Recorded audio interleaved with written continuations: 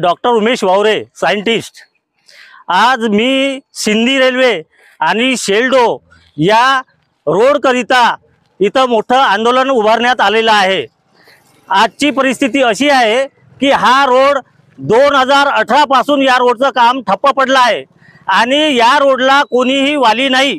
अशा परिस्थितीमध्ये कितीक लोक या मार्गाने जातात आणि हा सिंधी मार्ग जो आहे तो समृद्धी मार्गाला अटॅच झालेला आहे। समृद्धीला जातो, त्याच्यानंतर वर्धेला जातो, सेवाग्रामला जातो, त्याच्यानंतर वेगवेगळ्या ठिकाणी जातो।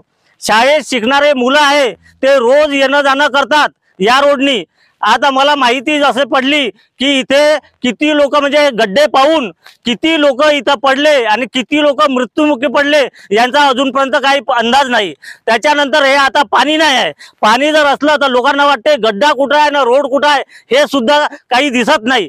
त्याच्यामुळे आमची मागणी आज कलेक्टर साहेबांना या आंदोलनाच्या माध्यमातून कलेक्टर साहेबांना आम्ही निवेदन देत आहोत, सिंधीच्या तहसीलदार साहेबा थ्रू आणि एसडीओ ला कॉपी देत आहोत, सेलूला।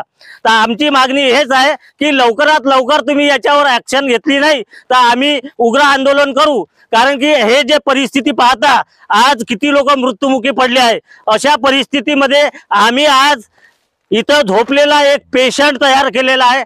पेशंट आहे आणि पेशंट सोबत हे मागत आहे तर आम्ही हे महाराष्ट्र शासनाची आज मयत करत आहोत। कारण की कसं आहे, रोज सिंधी शेल्डू किंवा बाकीचे लोक आहे त्यांची रोज मयत का होते, रोजच मयत होते। कारण की ते त्यांना मार लागते, ते ऍक्सिडेंट होता, सगळे परिस्थिती वेगळी आहे।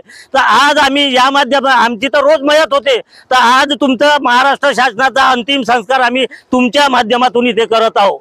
आणि लवकरात लवकर याची मागणी 8 दिवसात जर तुम्ही रोड बनवला नाही तर हे मोठं आंदोलन उभं करून किंवा मोठं आमरण उपोषण करून कलेक्टर साहेबाच्या वर्धेला आणि सिंधीला आंदोलन उभं करू।